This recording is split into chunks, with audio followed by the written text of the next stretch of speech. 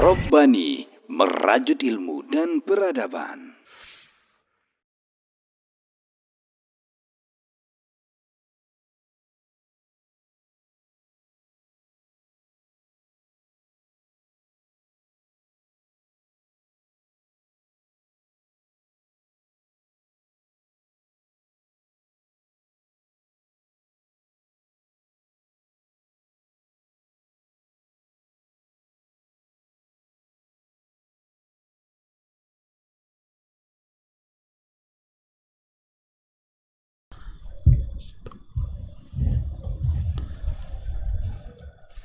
Bismillahirrahmanirrahim.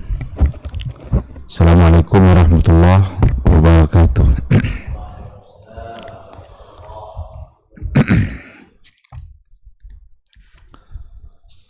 Innal hamdalillah nahmaduhu wa nasta'inuhu wa nastaghfiruh wa na'udzu billahi min syururi anfusina wa min sayyiati a'malina. May yahdihillahu fala mudhillalah wa may yudlilhu fala hadiyalah. Asyhadu an la ilaha illallah wahdahu la syarikalah wa asyhadu anna Muhammadan abduhu wa rasuluh la nabiyya wa la rasula ba'da. Ikhwati fillah, ma'asyiral hadirin wal hadirat, rahimani Allahu wa iyyakum.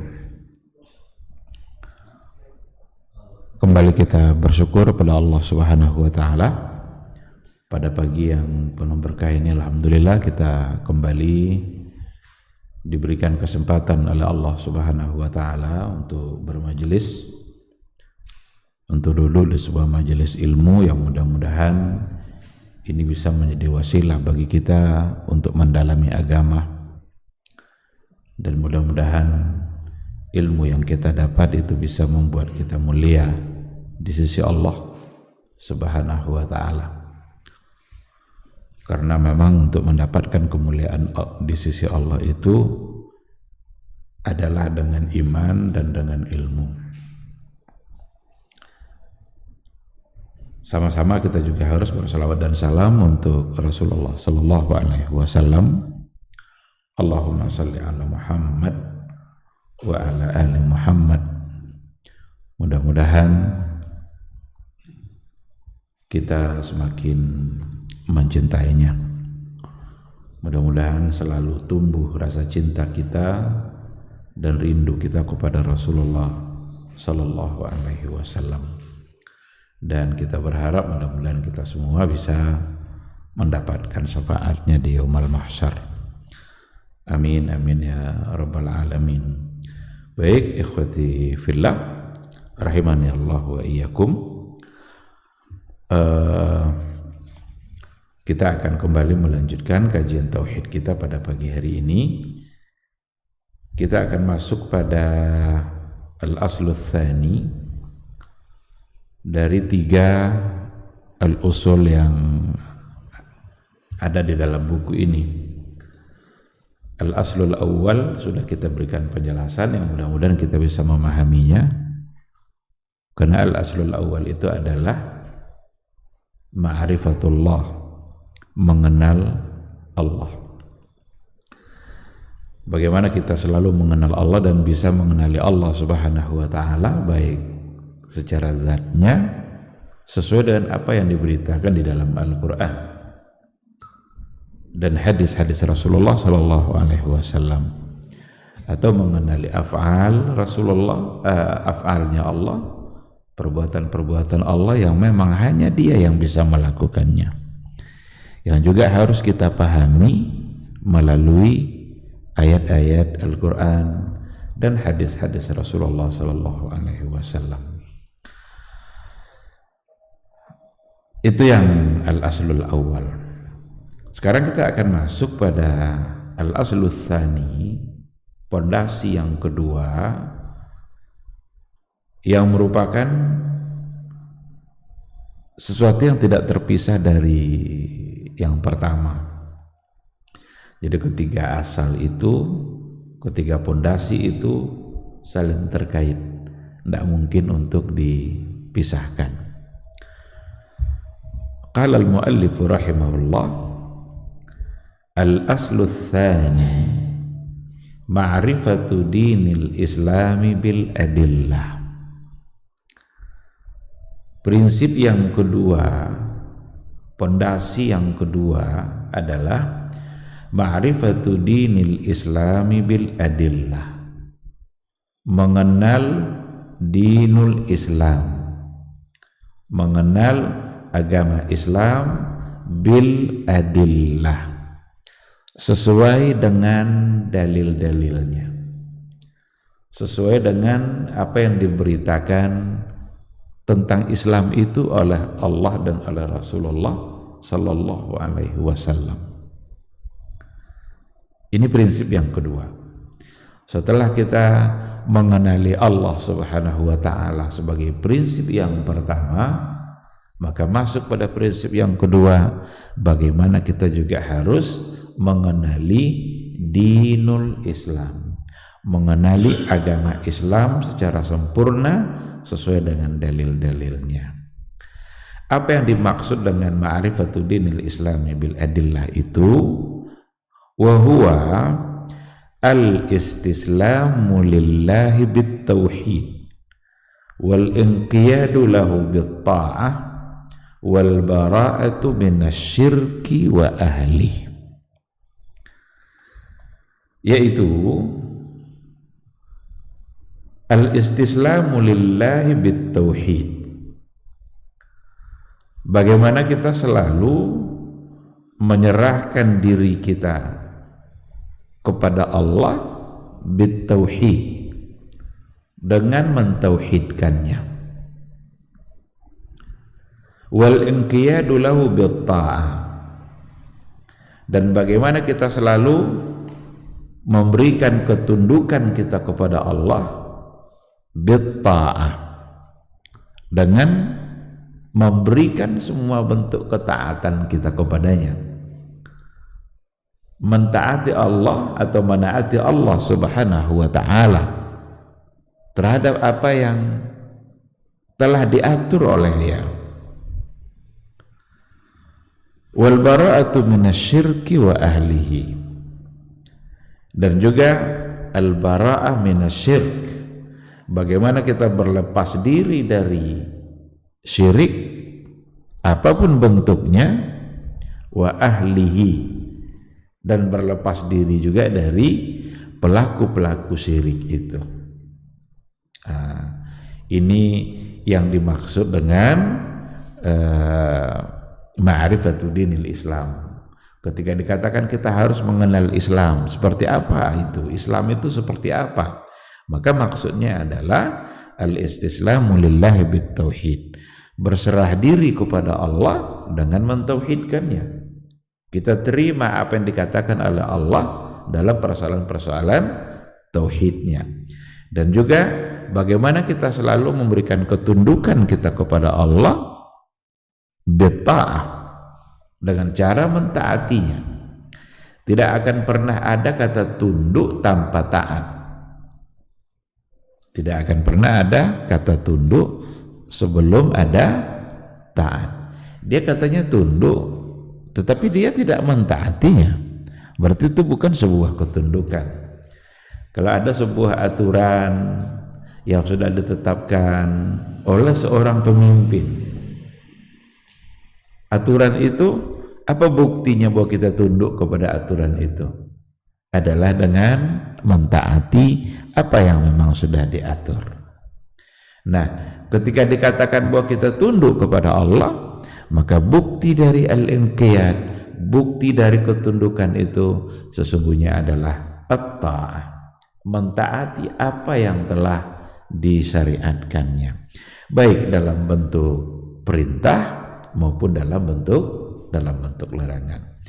Kemudian al-bara'atu minasyirk, kita harus bebaskan diri kita, harus kita bebaskan dari kita dari perbuatan-perbuatan syirik. Kita berlepas diri dari perbuatan syirik itu, dan juga berlepas diri dan kita bebaskan diri kita dari ahlihi, ahlus syirki. Ahlus syirki itu adalah orang-orang yang melakukan perbuatan syirik. Berarti di sini mencakup tiga hal. Ketika dikatakan dinul Islam, ma'rifatu dinil Islam, agama Islam yang harus kita kenal melalui dalil itu, berarti secara garis besar nanti akan tercakup kepada tiga hal. Dari tiga hal inilah nanti akan, tentu saja rinciannya akan dibagi-bagi, namun rinciannya tidak disebutkan di dalam buku ini. Buku ini kan hanya bicara prinsip-prinsip yang secara umum yang memang bisa saja perlu untuk dikembangkan. Tetapi ketika dikatakan bahwa ini tiga hal yang mencakup ke dalam ma'rifatu dinil Islam, memang akan masuk semuanya ke dalam ini. Tidak akan ada yang keluar nanti. Dikarenakan oleh Islam itu ya ada sesuatu yang bersifat akidah dan ada nanti sesuatu yang bersifat ibadah. Sesuatu yang bersifat akidah berarti itu keyakinan. Itu adalah persoalan iman. Bagaimana kita meyakini sesuatu yang berkaitan dengan Allah Subhanahu wa ta'ala. Oleh karena itu kita harus terima, kita harus ambil, kita harus serahkan diri kita, al-istislam lillahi bit-tauhid, dengan tauhid. Dan itulah nanti sesuatu yang akan melahirkan ketundukan itu.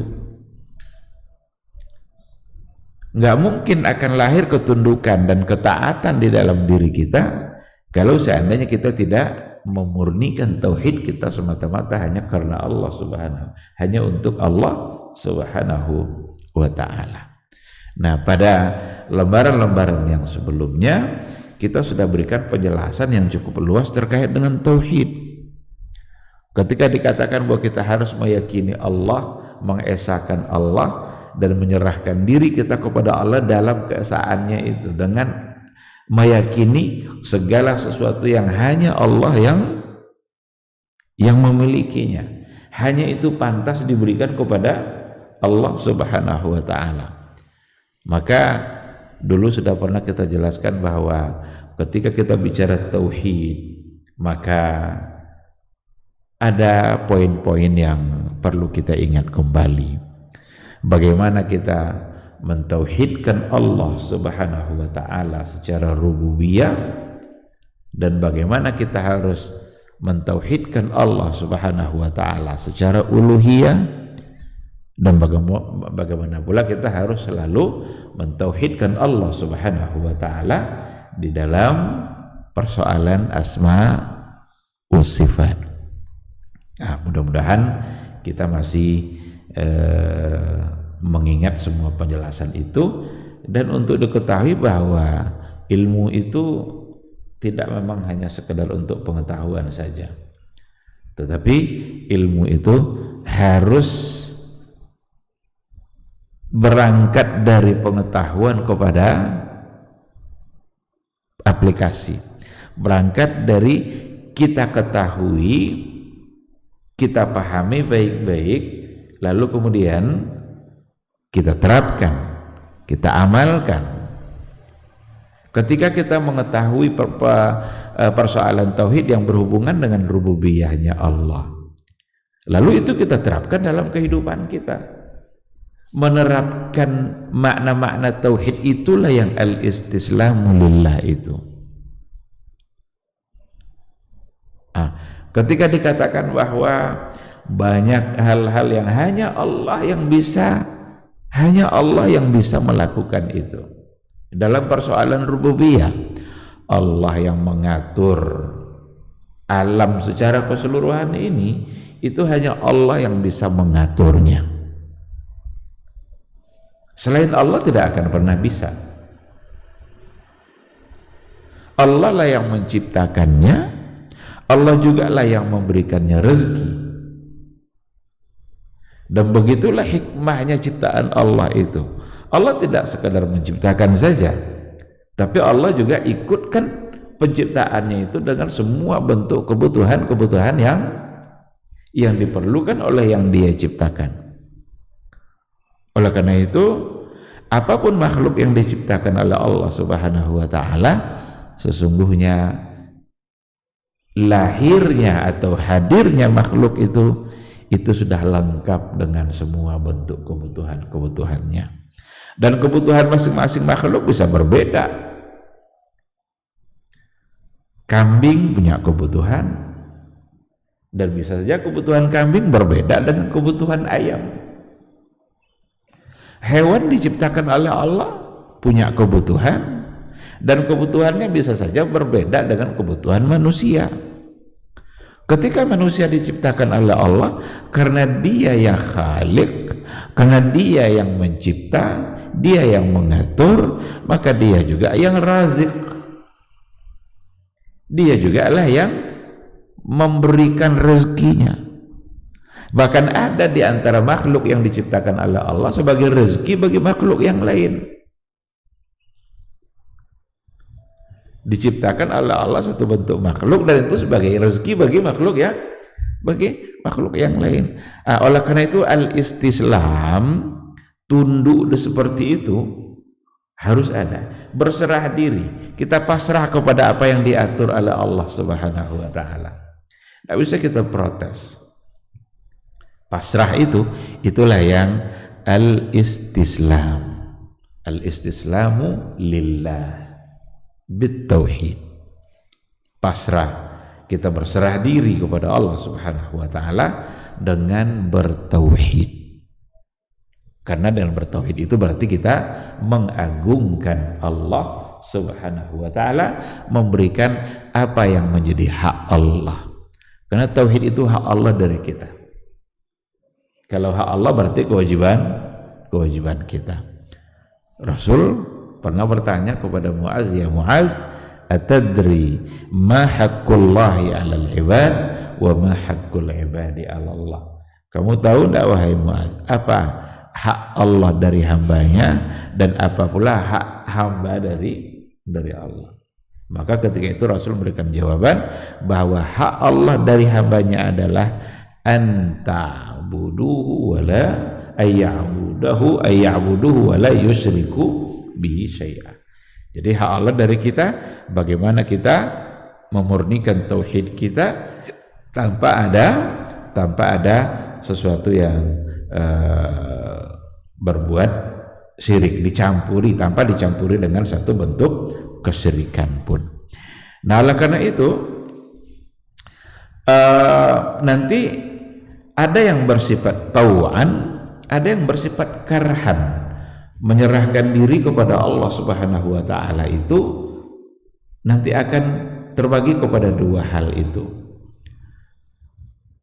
tau'an wa karhan. Dalam Al-Quran dikatakan walahu aslama man fis samawati wal ardi tau'an wa karhan wa ilaihi yurja'un.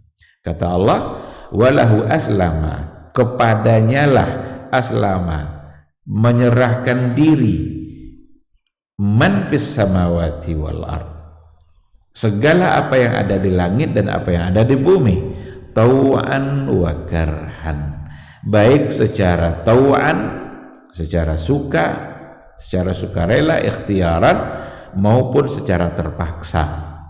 Wa ilaihi yurja'un, dan hanya kepada Allah mereka dikembalikan. Ketundukan secara tau'an itu ikhtiariyah, sesuatu yang memang ada kehendak kita, ada kemampuan kita untuk memilih, diatur oleh Allah Subhanahu wa taala. Maka ada orang yang taat, ada orang yang tidak.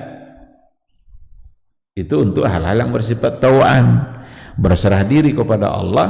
Tapi ada orang yang terjebak dalam kesalahan.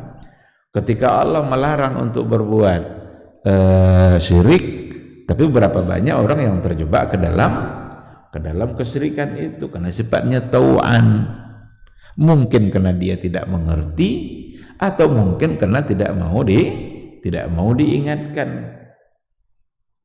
Karena perbuatan-perbuatan syirik itu akan tentu modelnya bisa berkembang banyak sekali gitu kan.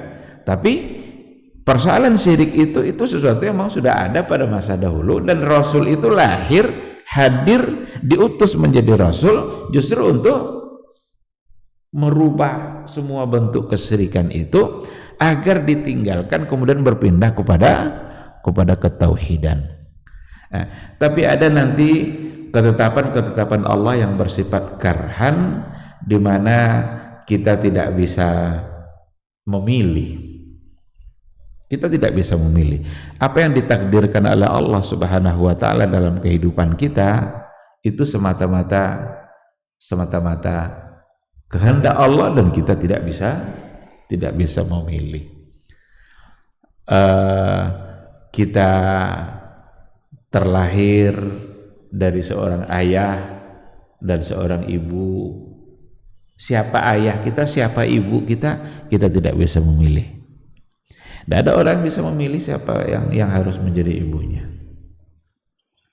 Ketika kita diberikan jatah umur oleh Allah Subhanahu wa taala, ada yang panjang, ada yang pendek, ada yang baru lahir kemudian dia meninggal.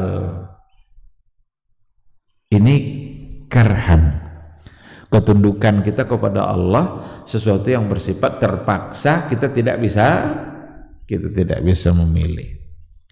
Ada orang yang ditakdirkan oleh Allah kaya, ada yang miskin. Ada orang yang ditakdirkan oleh Allah nanti dia memiliki jabatan yang tinggi. Ada yang sudah capek ngejar jabatan nggak dapat juga. Itu semua adalah bentuk dari ketundukan kita, dan kita harus pasrah dengan apa yang sudah ditetapkan oleh Allah Subhanahu wa taala. Itu semua sebenarnya agar kita yakin bahwa dalam hidup kita ini ada Allah yang mengaturnya, yang memang kita harus tunduk. Jadi yang pertama sekali, al-istislamu lillahi bitauhid. Bagaimana kita selalu menyerahkan diri kita kepada Allah bitauhid, dengan mentauhidkannya, mengesakannya, baik pada rububiyahnya ataupun pada uluhiyahnya ataupun pada asma wa sifatnya, dengan mengembalikannya kepada dalil-dalil syar'i yang ada. Sedangkan yang kedua, al-inqiyadu lahu bitta'ah. Al-inqiyadu lahu bitta'ah. Bagaimana kita selalu tunduk kepadanya bitta'ah, dengan ketaatan. Ketaatan ada pada dua hal. Pada hal-hal yang diperintahkan oleh Allah Subhanahu wa taala, dan pada hal-hal yang dilarang oleh Allah Subhanahu wa taala. Maka dalam syariat Islam itu ada sesuatu yang bersifat awamir, yang bersifat perintah-perintah, dan ada sesuatu yang bersifat nawahi, yang bersifat larangan. Yang diperintahkan tentu saja adalah untuk ditaati, dilaksanakan, sedangkan yang dilarang untuk ditaati dalam bentuk meninggalkan apa yang dilarang oleh Allah Subhanahu wa taala. Ketika Allah melarang untuk menipu, jangan kalian saling menipu, jangan kalian saling mencaci maki, jangan kalian saling menzalimi, la tazalamu. Itu semua dalam bentuk larangan. Oleh karena itu, apapun perbuatan-perbuatan yang kalau seandainya itu bisa menyakiti atau bisa menimbulkan kemudaratan bagi kehidupan, atau bisa menimbulkan sesuatu yang mengabaikan hak orang lain yang seharusnya hak itu dia dapatkan, maka yakinlah bahwa itu merupakan sesuatu yang terlarang. Maka apapun ketentuan Allah, apapun hukum yang ditetapkan oleh Allah, maka kita harus mentaatinya. Al-inqiyadu lahu bitta'ah. memberikan ketundukan dalam bentuk ketaatan. Ini barangkali tidak perlu diberikan penjelasan yang lebih jauh. Cuma memang contoh-contohnya saja barangkali yang yang perlu untuk dikembangkan. Karena ada hal-hal yang terkadang itu terlarang, cuma tidak disadari kalau itu merupakan sesuatu yang terlarang. Nah, disinilah perlunya kita untuk mengetahui, untuk belajar, untuk mencari tahu apakah itu sesuatu yang dibolehkan atau tidak. Karena pengetahuan kita boleh atau tidak itu akan berpengaruh nanti kepada sikap dan tindakan kita. Ketika ada sesuatu yang kita anggap boleh, tentu nanti tindakan dan sikap kita akan berbeda ketika itu ternyata adalah salah dan kita tahu itu adalah salah. Maka ada orang yang terjebak pada kesalahan mungkin karena dia tidak tahu. Dan Allah Subhanahu wa taala dengan sifat kasih sayang yang dia punya, dengan sifat pemaaf yang dia punya, kalau seandainya ada perbuatan-perbuatan salah yang terlanjur dilakukan karena dia tidak tahu kalau itu adalah salah, maka Allah memaafkan karena dia tidak tahu kalau itu adalah ternyata perbuatan yang salah. Oleh karena itu yang kita ini yang dicatat oleh malaikat Allah dalam perbuatan-perbuatan kita itu adalah sesuatu yang memang kita kerjakan atas keinginan dan kesadaran kita sendiri. Hal-hal yang kita tidak tahu, umpamanya seperti tadi, ada kesalahan yang kita tidak tahu itu sebagai perbuatan yang salah, maka Allah siap untuk memaafkan.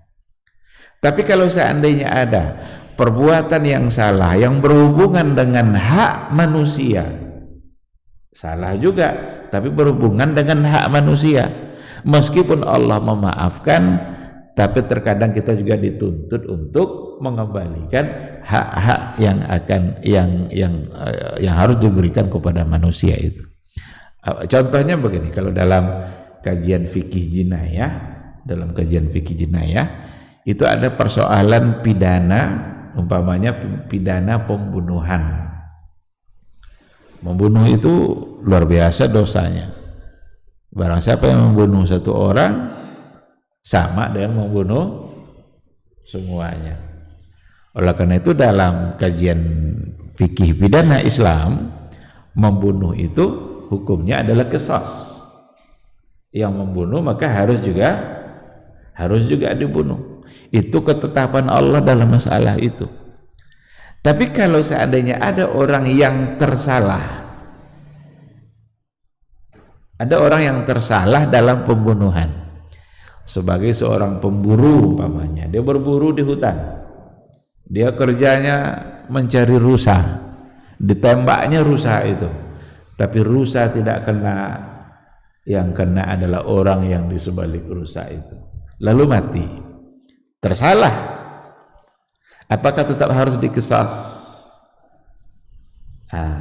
Di sini Allah bisa memaafkan kesalahan itu dengan tidak melaksanakan hukum kisas itu, karena itu hukum Allah.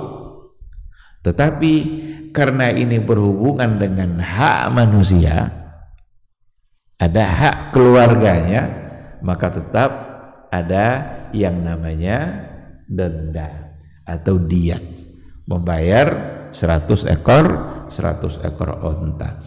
Nah, jadi ikhwati fillah, berikanlah ketundukan kita kepada Allah Subhanahu wa taala secara maksimal, baik dalam perintah maupun dalam larangan. Dan sekali lagi, ketundukan kita kepada Allah itu akan sangat dipengaruhi oleh tauhid dan keyakinan yang ada di dalam hati kita. Seberapa kita mengerti dengan rububiyahnya Allah, seberapa mengerti kita dengan uluhiyahnya Allah. Karena semua orang tahu bahwa Allah adalah Rabbnya, tetapi begitu mudah untuk mendurhakai Allah. Ada juga kadang-kadang yang dilihatnya satu sisi saja dari Allah itu. Yang dilihatnya apa? Allah sebagai Ar-Rahman Ar-Rahim. Allah sebagai pengasih penyayang. Tidak mungkinlah Allah menyiksa kita. Tidak mungkinlah Allah kan maha penyayang. Tidak mungkinlah Allah menyiksa kita dalam kubur, karena Allah adalah maha pengasih. Ketahuilah bahwa Allah itu benar-benar Ar-Rahman Ar-Rahim. Tapi sesungguhnya Allah itu syadidul iqab. Allah itu azizun dzuntiqam. Allah itu dahsyat iqabnya. Allah itu bisa membalas dengan balasan yang sangat kuat. Maka perlu ada dua sisi ketika kita mengenali Allah Subhanahu wa ta'ala. Yang kedua sisi itu kalau kita pahami baik-baik, kita akan mampu insya Allah memberikan ketundukan kita. Kita akan tunduk dalam melaksanakan perintah, karena Allah itu punya surga yang nikmatnya belum pernah terasa oleh siapapun, belum pernah dilihat oleh pandangan mata, belum terlintas di dalam hati manusia. Apapun yang ada dalam surga itu baru dikenal namanya saja, tapi hakikatnya belum. Bahkan ada nama yang namanya sama dengan yang di dunia. Di surga ada khamar, di surga ada susu. Belum pernah itu ada orang yang bisa memberikan hakikatnya nanti itu seperti apa. Ma la ainun ra'at wa la udhunun sami'at wa la khatara ala qalbi bashar. Hanya Allah yang tahu, nanti baru.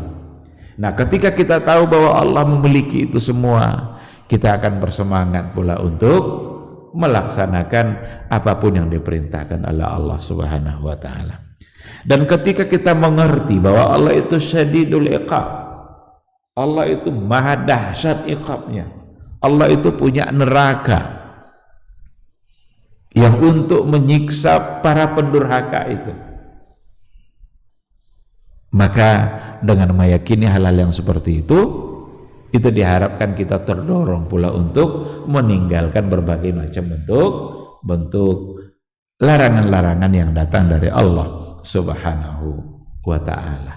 Allah itu bisa berbuat dalam kehidupan kita sesuai dengan yang Dia kehendaki. Allah bisa mematikan kita kapanpun Allah inginkan. Allah bisa mematikan kita saat kita beribadah. Allah juga bisa mematikan kita pada saat kita berbuat dosa. Bayangkan kalau seandainya ternyata Allah mengutus malaikatnya untuk mencabut nyawa kita pada saat kita berbuat dosa kepada Allah Subhanahu wa ta'ala. Betapa kerugian yang luar biasa, padahal yang kita inginkan adalah husnul khatimah. Nah, jadi pada poin yang kedua, al-inqiyadu lahu bitta'ah. Sedangkan yang ketiga, al-bara'atu minasyirki wa ahli. Bagaimana kita selalu berlepas diri dari perbuatan syirik, jauhi sejauh-jauhnya perbuatan syirik, wa ahlihi, dan juga para pelaku syirik itu, agar kita tidak terjebak kepada perbuatan yang sama, atau agar kita tidak terpengaruh untuk melakukan apa yang telah dia lakukan. Perbuatan yang paling dibenci oleh Allah Subhanahu wa ta'ala itu adalah perbuatan syirik. Karena kita memberikan apa yang seharusnya kita berikan kepada Allah, kita berikan kepada yang lain selain Allah. Wajar Allah marah. Wajar itu sebagai perbuatan zalim. Inna syirka la zulmun azim. Kenapa Allah begitu marah? Sekali lagi, dikarenakan oleh kita memberikan apa yang hanya pantas diberikan kepada Allah, tapi diberikan kepada orang lain. Yang pantas untuk kita bersujud itu hanya kepada Allah. Sekarang diberikan sujud itu kepada yang lain. sujud kepada kuburan, berarti itu menjadi sesuatu yang dimurkai oleh Allah, karena itu adalah syirik. Yang memberikan keselamatan dalam kehidupan kita siapa? Hanyalah Allah. Ketika kita meminta keselamatan kepada selain Allah, maka itu akan menjadi perbuatan yang syirik. Meminta perlindungan itu hanya kepada Allah, tapi ketika minta perlindungan kepada selain Allah, maka jadilah perbuatan syirik yang dimurkai oleh Allah Subhanahu wa ta'ala. Harus berlepas diri. Dalam Al-Quran dikatakan, ini bercerita tentang Nabi Ibrahim, bagaimana Nabi Ibrahim itu berlepas diri dari keserikan-keserikan yang dilakukan oleh kaumnya. Hanya Nabi Ibrahim yang terselamatkan ketika itu dari perbuatan syirik itu, karena Nabi Ibrahim sebagai seseorang yang akan diangkat menjadi Rasul, itu juga terpelihara dari perbuatan yang salah tadi itu. Ketika ada upaya-upaya Nabi Ibrahim dalam Al-Quran diceritakan dalam mencari siapa Rob, kan muncul matahari, oh inilah Tuhan. Muncul bulan, inilah Rob. Sesungguhnya Nabi Ibrahim itu ketika itu sedang mendebat kaumnya, sedang membuktikan bahwa matahari yang kalian sembah selama ini tidak pantas untuk disembah, karena hilang-hilang timbul. Pagi datang, sore hilang. Bulan yang kalian sembah selama ini itu tidak pantas untuk disembah. Itu sebenarnya bukan berarti Nabi Ibrahim ketika itu sedang menyembah matahari, karena Nabi Ibrahim itu adalah hanifan muslimah, nggak pernah dia menjadi seorang yang musyrik. Maka Nabi Ibrahim berlepas diri dari perbuatan-perbuatan syirik itu. Qad kana lakum uswatun hasanah fi Ibrahim wallazina ma'ahu idh qalu liqaumihim inna bura'a'u minkum wa mimma ta'buduna min dunillah. Jadi mereka berkata kepada kaumnya, inna bura'a'u minkum, sesungguhnya kami berlepas diri dari kalian semua, wa mimma ta'buduna min dunillah, dan dari apa yang kalian sembah selain Allah Subhanahu wa ta'ala. Ini ayat yang bercerita, salah satu dari ayat yang bercerita tentang al-bara'atu minasyirki wa ahli, bagaimana kita harus berlepas diri dari perbuatan syirik. Sebenarnya kalau seandainya kita lihat pembagian syirik sebagaimana dijelaskan dalam buku-buku yang lain, itu tidak lagi ada banyak macam atau bentuk-bentuk dari syirik itu yang memang kita harus tinggalkan, dan semua itu menjadi bagian dari kesyirikan nanti. Kalau biasanya ada yang membagi para ulama begini, syirik itu ada syirik akbar, ada syirik asghar, ada syirik besar, ada syirik kecil.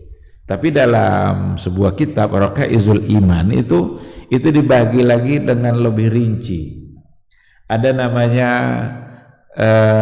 syirkul mahabbah, syirik yang ditimbulkan oleh mahabbah, cinta. Ketika kita memberikan cinta kita kepada selain Allah, yang membuat kita meninggalkan apa yang telah diperintahkan oleh Allah, atau mendahulukan aturan-aturan orang yang kita cintai tadi daripada aturan Allah, maka itu sesungguhnya sudah menjadi bagian dari kesyirikan. Oleh karena itu, yang menjadi berhala itu bisa saja tidak hanya patung. Kalau dulu al-asnam itu memang itu artinya adalah patung, itu yang disembah, tunduk kepada patung itu. Tetapi berhala-berhala sekarang sudah tidak hanya patung lagi. Ketika ada sesuatu yang begitu mudah dia untuk meninggalkan aturan-aturan Allah demi sesuatu tadi, maka itu sesungguhnya sudah menjadi berhala bagi dia. Bisa saja uang jadi berhala. Orang tidak lagi memikirkan halal haram, asal mendapatkan uang. Apakah dengan cara yang halal, dengan cara yang haram, lupa dengan aturan-aturan Allah Subhanahu wa ta'ala. Nah, jadi ikhwati fillah, mari sama-sama kita benar-benar berlepas diri dan kita jaga diri kita dari berbagai macam bentuk kesyirikan-kesyirikan yang ada, dan berlepas diri juga dari para pelaku-pelaku syirik. Berlepas diri dari pelaku syirik bukan berarti tidak boleh bertemu kemudian saling bercerita. Kita diminta untuk tawasau bil haq wa tawasau bis sabr. Tapi berlepas diri memang kita harus tinggalkan agar kita tidak terpengaruh dari apa yang telah dia lakukan. Karena bisa-bisa nanti kita akan terjebak pada perbuatan yang sama, terpengaruh dengan apa yang disampaikannya, membuat pikiran kita menjadi berubah, yang salah dianggap menjadi tidak salah. Karena banyak sekarang orang yang tidak menyadari perbuatan syirik itu sebagai satu kesyirikan. Sesembahan, sesajian yang dulu yang sudah pernah kita sampaikan, berharap agar tidak diganggu oleh makhluk gaib, lalu kemudian perlu ada sesembahan. Sesungguhnya itu semua adalah bentuk dari kesyirikan. At-tatayur itu dari kata tayrun. Tayrun itu artinya burung. Jadi kita mengukur kejadian sesuatu di masa yang akan datang melalui burung. Nah, lewat burung ini di atas rumah muncul ketakutan kita, karena seolah-olah nanti kita akan mati. Memang kita akan mati, tapi bukan karena bunyi burung itu. Hingga nanti kupu-kupu di jendela rumah. Ini akan ada tamu yang datang. Gimana kalau kupu-kupunya patah sayapnya? Jangan tamu yang datang, tamu minta utang umpamanya kan. Macam-macam yang ada di kalangan masyarakat.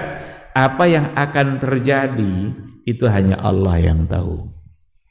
Hanya Allah yang tahu. Kalaupun ada indikasi-indikasi yang bersifat ilmiah, itu umpamanya kalau awan sudah mulai gelap berarti akan turun hujan, itu indikasi ilmiah namanya. Tapi burung gagak sama kematian tidak ada hubungannya. Maka untuk yang indikasi ilmiah tadi boleh, tapi bukan memastikan.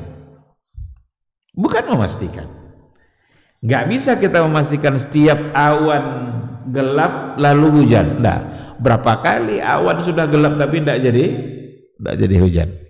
Tapi peluang untuk datangnya hujan itu ada, karena memang dia dari awan.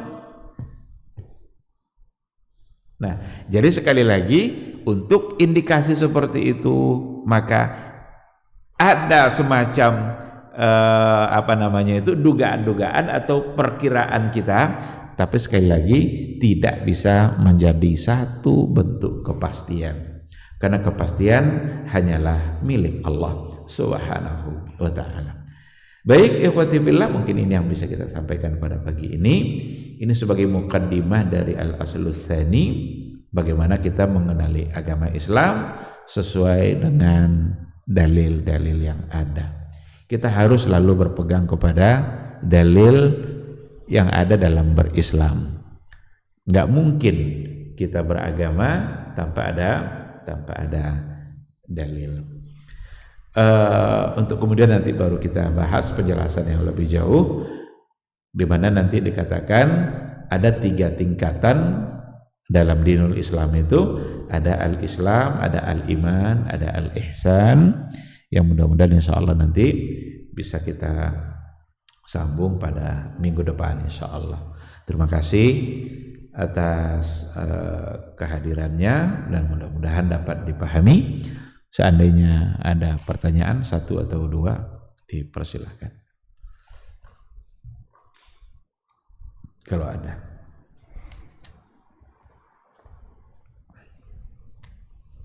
Silakan.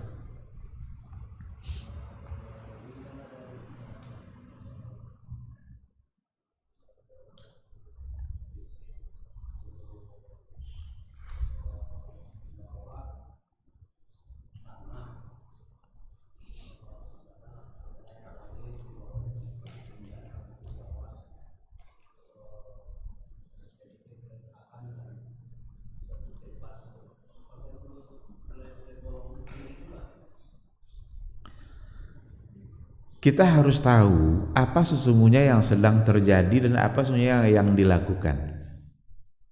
Untuk apa? Umpamanya membawa tanah, membawa air, maka jadilah tanah air. kan tanah air Indonesia kan? Nah, maka dimintalah tanah itu dari semua penjuru agar itu simbol tanah air. Yang harus dipastikan itu adalah untuk apa tanah itu. Itu yang penting. Kalau memang nanti dengan tujuan-tujuan tertentu bahwa mengambil keberkahan dan meminta keberkahan dari tanah, atau ada simbol-simbol tertentu untuk meminta keberkahan dari selain Allah, berarti salah. Berarti itu sebagai sebuah kesalahan. Dan itu tidak boleh dilakukan kalau itu salah. Oleh karena itu perlu dicari tahu seperti apa, kemudian hakikat dan substansi yang dilakukan itu apa sebenarnya. Kalau kita tidak tahu itu ya akan sulit. Tapi secara umum kita bisa mengatakan seandainya ada simbol-simbol yang dianggap itu akan bisa memberikan keberkahan, tidak lagi semata-mata meminta keberkahan itu kepada Allah umpamanya, maka itu akan menjadi sesuatu yang salah. Jadi perlu perlu dibaca lebih jauh agar kita tidak tersalah. Tapi kalau hanya sekedar hanya sekedar simbol karena Indonesia itu luas lalu dikumpulkan jadi satu, ya mungkin bisa-bisa saja, tapi bisa aja itu sesuatu yang tidak bermanfaat. Kumpulkan pun tanah seluruh Indonesia tapi minyak goreng tidak juga turun-turun, apa gunanya? Bukan begitu cara untuk memberikan kesejahteraan kepada masyarakat itu. Capek pun mengumpulkan tanah tuh. Ini kadang memang menggiring kepada kesalahan bisa saja. Katanya macam berbagai gubernur mengambil tanah pula dari sungai ini, mau tanah dari ambil tanah itu apa salahnya? Apa bedanya nanti tanah dari sungai Siak, tanah dari sungai ini? Apa bedanya? Jadi bisa juga menggiring kepada kesalahan. Jadi sebaiknya pemimpin-pemimpin kita itu lakukanlah sesuatu yang lebih substantif, sesuatu yang bukan simbol, bukan formalitas. Tidak usah kumpul-kumpulkan tanah-tanah seluruh Indonesia ini, turun saja harga minyak, sudah selesai. Bisa mudah dapat solar. Sekarang kita kalau lewat di pom bensin mana aja sekarang di Pekanbaru nya, pasti kita tengok penumpukan, berarti tidak ada barangnya kan. Jadi berpikirlah untuk melakukan sesuatu yang benar-benar bisa untuk memberikan kesejahteraan bagi masyarakat. Tidak pun dilakukan simbol-simbol tadi itu, tidak apa-apa. Apalagi dalam melakukan simbol itu jangan-jangan menggiring kita kepada perbuatan syirik. Karena hal-hal gitu memang Pasti karena ada keyakinan. Sama kayak dukun-dukun tuh kan, minta diambilkannya air dari 7 pancuran masjid. Buat apa? Air dari 7 pancuran masjid. Berarti ada satu keyakinan yang melekat di apa dia kan? Berarti ada sesuatu yang bisa menggiring kepada kesalahan. Nah, nggak tahu, katanya dari Riau juga mengambil dari 4 penjuru tanah. 4 penjuru tanah. Ini kadang kalau ceritakan ini marah pula orang sama kita kan. Tapi tidak apa-apa, kan kita boleh mengungkapkan pendapat, kan boleh kan. Kita tidak menghujat dia, tapi kita menyampaikan pandangan kita bagaimana agama menilai persoalan, karena kita muslim. Kalau kita muslim ya kita mau ambil dari mana lagi kalau selain daripada apa yang diatur oleh syariat Islam. Nah, wajar kita menyampaikan agar kita selamat. Bukankah yang kita inginkan selamat dunia akhirat? Bukankah ya yang kita inginkan kita bahagia dalam hidup ini? Kalau yang syirik yang kita lakukan, sesungguhnya kita tidak akan mendapatkan kebahagiaan itu. Nggak akan pernah mendapatkan. Itu hanya simbol-simbol kebahagiaan yang sesaat, yang itu bukan yang sebenarnya. Diduga itu baik, tapi ternyata itu adalah sesuatu yang salah. Jadi begitu, wallahu subhanahu wa ta'ala alam. Silakan. Terkait dengan tanaman di darat, itu kebanyakan ada orang kata itu tanam di darat di samping rumah, maka setan akan sihir tidak akan bisa masuk ke rumah. Tolong dijelaskan seperti apa sebenarnya mengenai seperti itu atau bagaimana? Contoh begini, akhirnya begini. Jadi bidara ini menjadi asimah jadinya.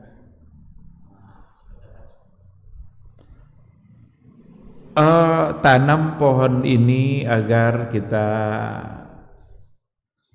terhindar dari sihir. Untuk hal-hal yang seperti itu, kita harus melihat dasarnya apa. Apa dasar?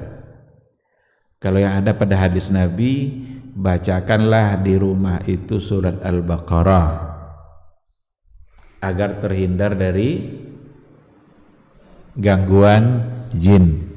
Itu Rasul yang bilang. Ada dasarnya. Kalau yang tadi apa?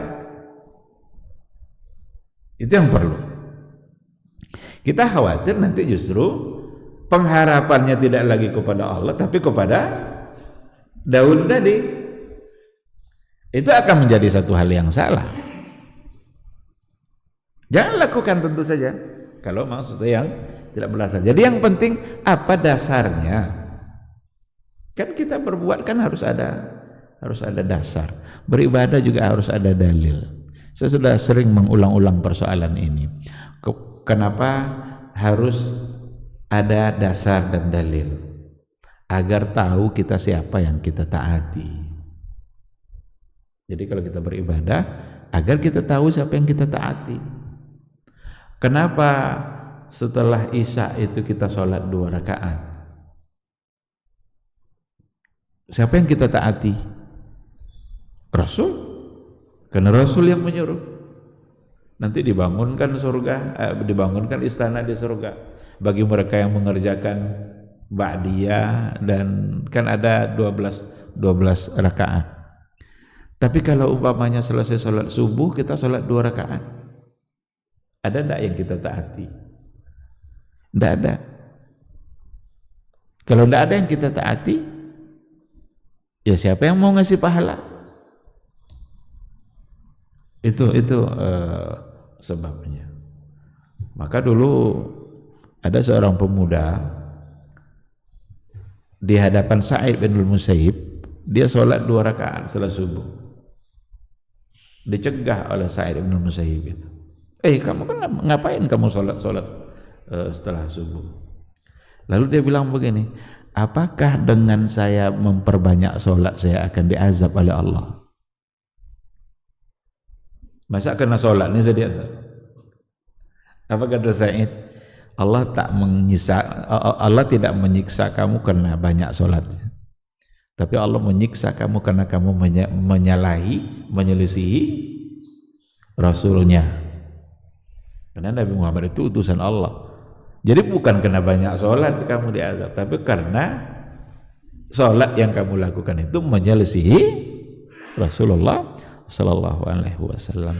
Nah, jadi balik pada persoalan yang tadi, yang perlu kita lihat adalah dasarnya.